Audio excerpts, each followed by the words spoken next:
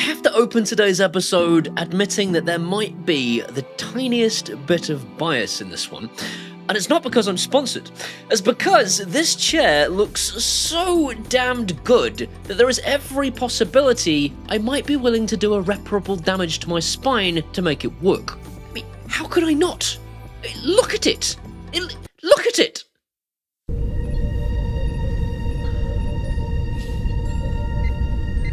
Engage.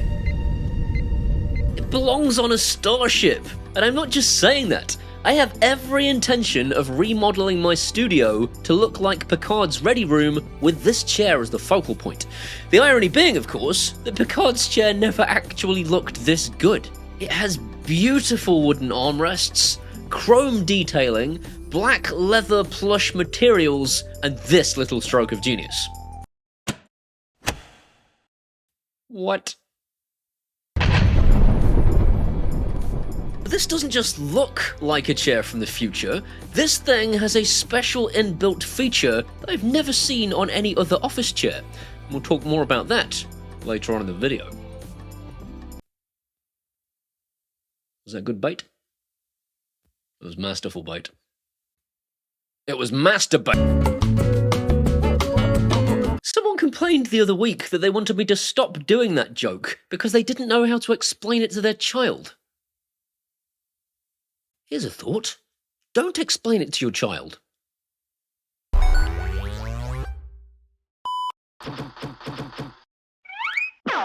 Thanks to Kinnls for sponsoring today's video and for sending me their Cameron office chair. I don't know who Cameron is, but he must be very bloody pretty, because this is possibly the most luxurious and elegant chair I have ever seen. And for funsies, today I thought I would compare it to my Secretlab chair. Now, I'm trying to think of the most delicate way of putting this, because I really do like the Secretlab chairs still, but when I put them side by side, the Secretlab chair looks kind of toss. It looks toss. And I never thought I would say that, because when I first got this chair, I couldn't stop walking into this room to look at it. It really is an attractive chair, but when it's next to the Kinnls chair, it just kind of looks like it's missing bits. Like it's lacking substance, or a built-in massager. Spoiler alert, it has a built-in massager.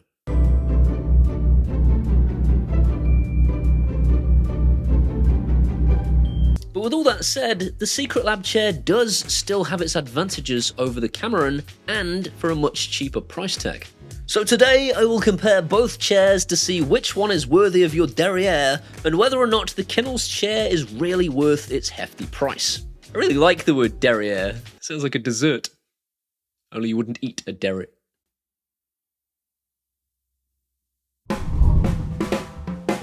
So the Secretlab chair wins this category hands down because they are just unbeatable in this particular area.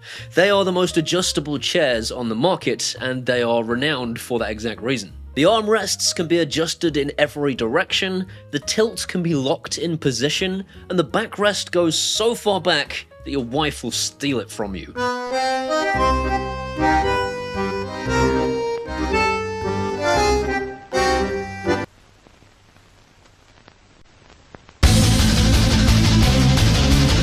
Kinnls have some way to go in this regard. You can recline pretty much as far as the Secretlab chair, and you can lower the chair to pretty much the same distance as the Secretlab chair. It's a little bit taller, but the armrests cannot be moved at all, and the tilt function cannot be held. And when you take the pin out, it just becomes a rocking chair.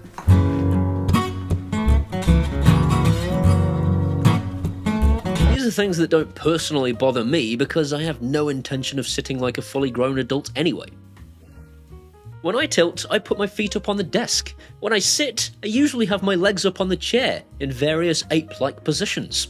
And I don't actually use the armrests when typing or using my keyboard anyway. I'm far more concerned with how many things I can put my feet on.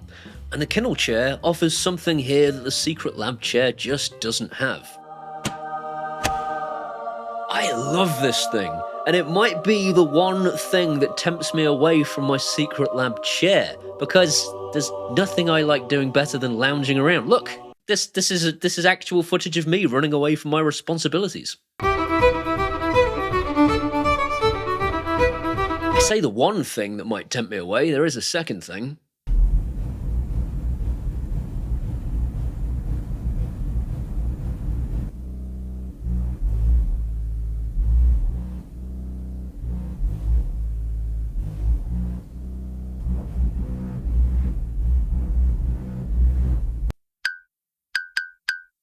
If you're enjoying this review, just do me a big favor and subscribe if you're not already. This is my living, and without you guys, there is no living. On with the show. I'm not sure Jean-Luc Picard would think to having a chair that vibrated. I think if someone turned it on, he'd be kind of like, now what the hell is going on here, Will? Personally, I think this is the chair of the future. The massage function isn't like a shiatsu chair. It doesn't grind lumps of plastic into your back, which I was initially disappointed about because I do like a good grind. Disgusting! But the vibrating pads are in 4 positions: the neck, the shoulders, the lower back, and what they're describing as the hips. Definitely your arse. Definitely. I can vouch for that. There are 9 different programs, which for some reason are tremendously musical. Or you can just manually set the position and leave it on for either 15 minutes or 30 minutes. And you can set the intensity from low, medium, or high. Amazingly, even with the neck pillow or a lumbar cushion in place, you can still feel the vibrations with almost as much intensity as if they weren't there at all. I'd kind of figured from the beginning that, like, a vibration-type massage wouldn't do anything. I was very wrong. I used it for over an hour and paralysed myself from the waist down. It will, though, depend how tall you are as to how easy it is to get the massagers into the right positions. I have been told by many, many women that I am tremendously short at 5'5", and never has this been more apparent than when I tried to use the neck massager and it massaged the top of my head.